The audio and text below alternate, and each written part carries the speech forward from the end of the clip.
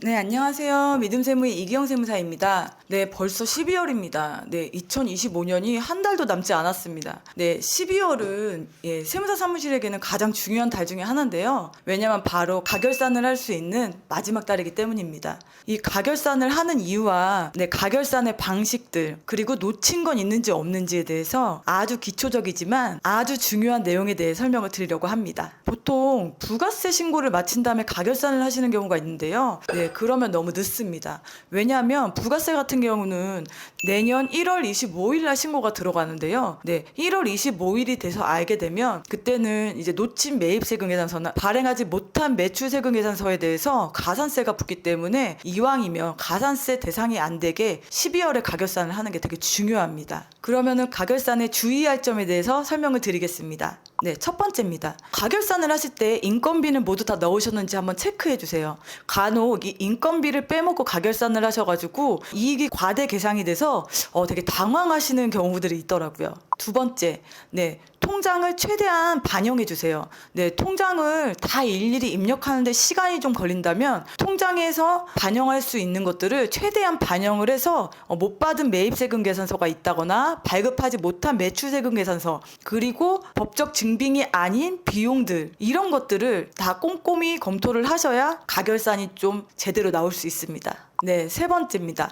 매출 세금 계산서 중 선발급 세금 계산서입니다. 네, 이 선발급 세금 계산서는 굉장히 중요한 부분이기 때문에 제가 다음에도 한번 다룰 건데요. 네, 선발급 세금 계산서는 간단히 말씀드리자면 바로 선수금을 얘기하는 겁니다. 네, 선수금은 미리 돈을 받았지만 실질적으로 매출은 아닌 거죠. 근데 저희가 보통 부가세 신고를 할 땐 세금 계산서를 발급하기 때문에 부가세 상으로는 매출로 계산이 됩니다. 그렇기 때문에 그 매출을 선수금으로 전환을 하는 게 필요하고요. 선수금으로 전환을 한 뒤에 가결산을 해야 좀 더 완벽한 가결산이 나옵니다. 네, 네 번째입니다. 혹시라도 비용이 잘못 들어가 있는지 검토해 주세요. 네, 비용이 잘못 들어가 있다는 얘기는 제가 무슨 얘기냐면요. 보통 저희가 프로그램을 쓸 때 판매관리비 같은 경우는 800번대를 씁니다.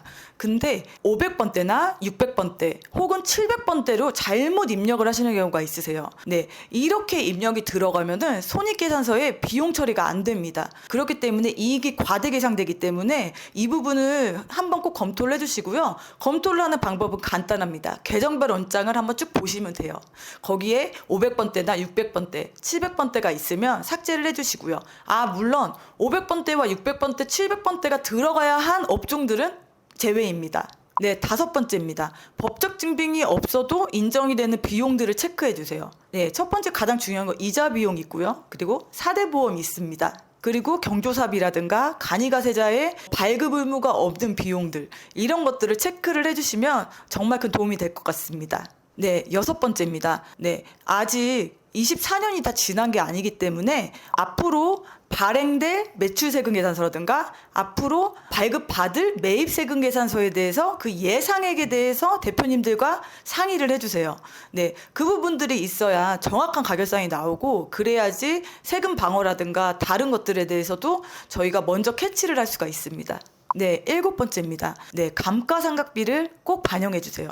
이 자산이 많은 회사들 같은 경우는 감가상각비도 큰 비용 중에 하나가 되거든요. 그렇기 때문에 감가상각비를 반영한 상태에서 가결산을 하셔야 좀 더 정확한 가결산이 나옵니다. 네, 여덟 번째입니다. 회사에 해당되는 세액감면이나 세액공제가 있는지 검토해 주세요. 이 두 가지를 반영하느냐 안 하느냐에 따라서 세금이 달라지거든요. 네, 예상세액을 뽑아드려야 되잖아요. 근데 세액감면이랑 세액공제가 되는데 굳이 많은 세금이 나올 거라고 말씀을 드릴 이유는 없죠. 그쵸? 네, 이 외에도 다른 특이점들도 많겠지만 대중적이고 공통적인 검토에 대해서 말씀을 드렸습니다. 네, 가결산은 세무사 사무실 직원만 하는 게 아닙니다. 네, 대표님들께서도 적극적으로 협조를 해주셔야 정확한 가결산이 나오고 그 정확한 가결산이 나와야 세금 방어라든가 예상 세금이라든가 아니면 재무 비율이라든가 건설업인 경우에는 실태조사 같은 거에 모든 것을 방어가 가능하기 때문에요. 대표님들이 적극적으로 협조를 해주셔야 정확한 가결상이 나오고 그래야지 회사에 대해서 좀 더 파악하시기도 쉽습니다. 네, 지금 믿음세무는 가결산이 한창인데요.